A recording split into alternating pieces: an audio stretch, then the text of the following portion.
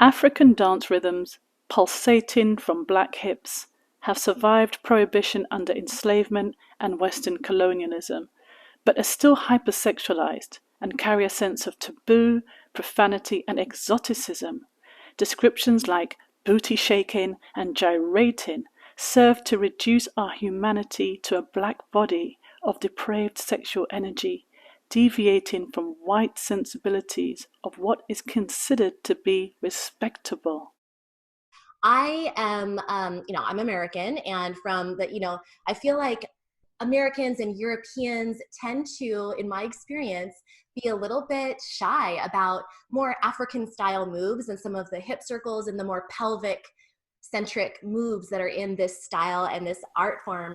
Interestingly, the respectable hip circle is a taming of these African undulations, and it's used in yoga therapy to alleviate back pain, pelvic and abdominal issues, arthritis, and much more. The free movement of the hips also energizes the sacral chakra, which in yoga philosophy is the revered portal to sensuality, adventure, and creativity, and it's represented by the element of water and the free flow of life. And I also start my day every day with hip circles or winding every single day. And I think that it really follows my little tagline that I say quite a lot, which is motion is lotion. African hip movements clearly activate sacral chakra energy that connects us to our well-being and self-expression. They also stimulate root chakra energy that gives us a sense of identity, belonging, and being at home in our body and in the world, inviting those feelings of safety, security, and joy. But none of these healing attributes are respected in bodies that are inscribed with promiscuity, primitivism, and danger by that anti-black racism that deems our pelvic rhythms to be pretty much out of control. Dancing and isolating our pelvis is very common for us. It is not, we're not shy about it, put it that way. Yeah. It is part of our culture. Awakening the ultimate life force of Kundalini energy, trapped like a coiled serpent at the base of the spine, is sacred to ancient Tantra scriptures of transcendental union with our higher self. Along with meditation and deep spiritual practice, it is stimulated through the physical portal of Kundalini dance, using pulsating and shaking vibration focused on the hips and the torso. Here your whole body becomes an energy field of divine power. Isn't this remarkably similar to African dance rhythms? Why is it that the African wellspring of these divine undulations that rises in the white body is rarely referenced in the black body as a path of physical, emotional, or soul rising, but rather it's seen as an aberration of sacred movement, sexually charged and pathologically entertaining? This has historically justified the control and the abuse of the black body. African dance patterns represent a deep connection to life in our body and infuse many hip rhythms, including the Afro-Cuban and the Afro-Samba style shown here.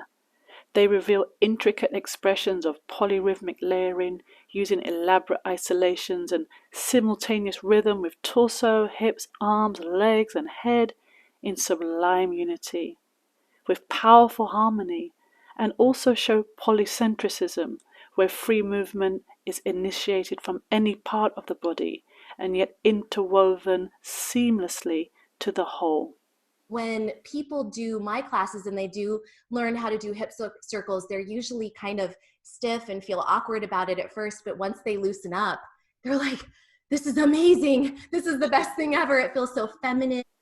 Fascia has become the buzzword in rehabilitation and yoga therapy, recognizing that all of our muscles, our bones, our organs, our nerves, in fact every cell in our body is intertwined through a complex web of fibrous tissues that lubricates and meshes our body together like an invisible gel suit of sensation. This means that all movement in the body is acting like a responsive network of connective tissue, affecting each other. The wholeness and connection of our fascia means that the polyrhythmic and polycentric movements characteristic of African rhythms helps to keep our fascia lubricated, flexible, and responsive. Rhythmic movement can support the health of our entire cellular system, including our thoughts, emotions, and our brain chemistry. So why is yoga therapy so hip adverse, so linear, and so stiff? The legacy of anti-black racism mars our contribution of pelvic movement as therapeutic movement.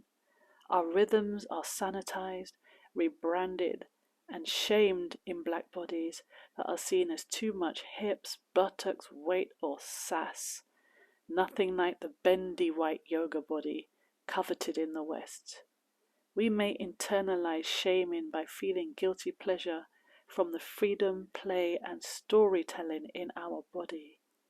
When we look upon ourselves with white supremacist ideals of yoga, we can never quite feel that we truly belong there.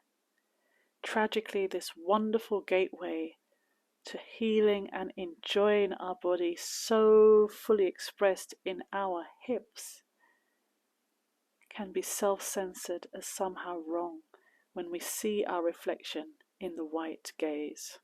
If we do that too, and the people them from work and from church, people them, my mother, my aunties, my cousins, everybody's seen this, but we move, you know? This is what I do. I'm from the Caribbean. Yeah, the vibes ready, you know, we have to do these things, yeah.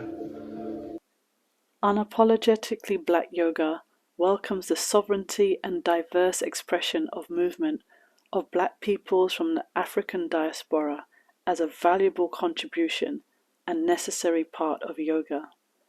We recognize the complex legacy of African hip circles that have been enslaved and punitively judged by a white gaze. We would argue this is precisely because our hips have always been a symbol of our freedom, our power, and our body's sacred wisdom to be moved with the force of life, or prana, grounded deeply within us. Maya Angelou recognized this phenomena when she asked in her poem Still I Rise, "Does my sexiness upset you when I dance like I've got diamonds at the meeting of my thighs?"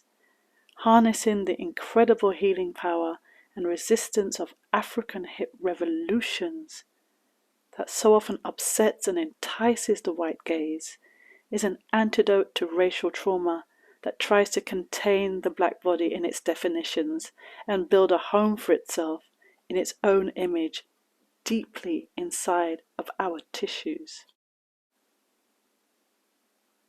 In the words of Lucille Clifton in her poem Homage to Our Hips, these hips, they are big hips. They need space to move around in. We continue to take up space with our black bodies connected to our love, our joy, our truth, our pain, and our ancestry.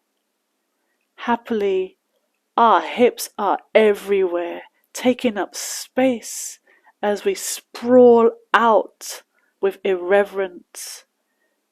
Our hips are revolutions that simply don't know how to apologize or how to be contained. Join us at Unapologetically Black Yoga, where there is space for you to move, to breathe, to be in your way.